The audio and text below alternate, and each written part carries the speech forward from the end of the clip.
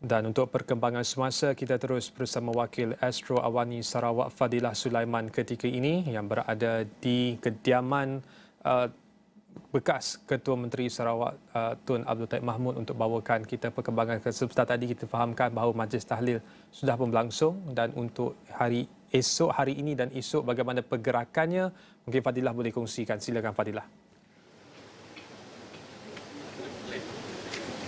Baik, terima kasih Irfan. Jadi untuk perkembangan pada jam 8 ini di kediaman Tun Pen Sri Abdul Taib Mahmud, suasana sayu itu masih lagi dapat dirasakan dan ia jelas terpancar di wajah-wajah yang hadir di kediamannya pada malam ini. Dan untuk pengetahuan Irfan, untuk malam ini majlis tahlil ini hanyalah terbuka kepada ahli keluarga Allahyarham Tun Abdul Taib dan juga sahabat handai dan juga kepada pembesar negeri Sarawak untuk majlis tahlil dan bacaan Yasin, dan kita jangkakan akan berlangsung sehingga lewat malam sekurang-kurangnya. Dan selain itu Irfan, bagi rakyat Sarawak yang ingin memberikan penghormatan terakhir buat bekas Ketua Menteri Sarawak dan juga bekas Yang di-Pertua Negeri Sarawak, mereka boleh datang ke Dewan Undangan Negeri Sarawak seawal 8 pagi esok dan acaranya berlangsung sehingga 11.30 pagi sebelum jenazah akan dibawakan ke Masjid Demak Jaya untuk solat jenazah. Dan untuk proses seterusnya, seusai sahaja solat jenazah di Masjid Demak Jaya, jenazah akan majlis pengebumian akan diteruskan dengan melaksanakan istiadat penuh kerajaan negeri, di mana jenazah beliau akan dikuburkan di kawasan kediamannya sendiri sebenarnya di kawasan Demak Jaya ini. Dan kawasan ini merupakan satu kawasan yang agak eksklusif sebenarnya dan lama disediakan oleh Allahyarham Tun Abdul Taib sendiri, even sebelum isteri pertama Tuh Puan Laila Taib meninggal dunia lagi, dan agak eksklusif kerana ini adalah kawasan yang dibangunkan Demak Jaya. Untuk pengetahuan Irfan dan juga penonton, sebenarnya kawasan Demak Jaya ini sebelum dibangunkan oleh Allahyarham Tun Abdul Taib sendiri, ia adalah kawasan yang tidak membangun dan tidak mempunyai apa-apa, tetapi selepas dibawa pembangunan di sini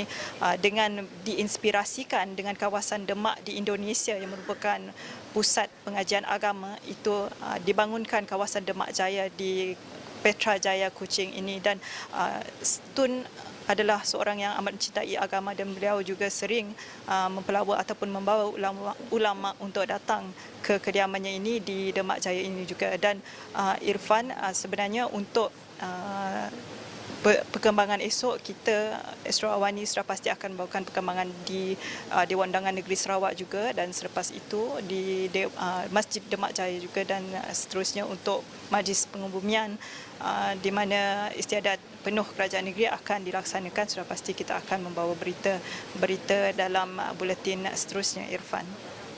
Ya, Fadilah mungkin boleh kongsikan juga kerana Fadilah berada ketika saatnya van ataupun kenderaan yang membawa jenazah Tun tiba di kediaman. Bagaimanakah perhimpunan ketika ini di kalangan sanak saudara dan keluarga? Mungkin ada perkara yang dibualkan dan dikongsikan bersama dengan Fadilah.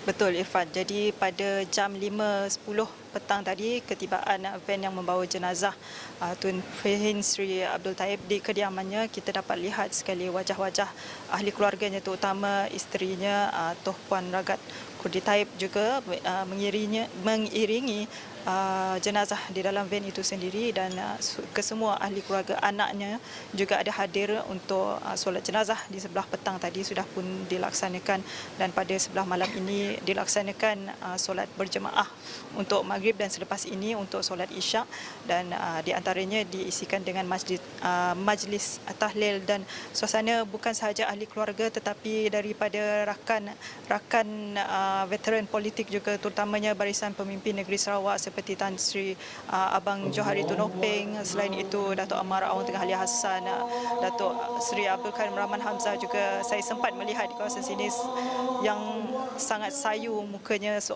Mereka yang biasanya ceria, tapi hari ini dalam kita berkabung untuk 2 hari ini saya dapat merasakan kesedihan itu, melihat kesedihan yang terpancar di wajah mereka masing-masing kerana perjuangan mereka untuk membangunkan Sarawak ini sudah pasti cukup dekat di hati mereka yang sama-sama membangun, ingin melihat Bumi Kejalang ini terus makmur dan terus maju. Itu adalah satu perjuangan yang tidak akan dapat dilupakan sehingga hujung hayat. Irfan.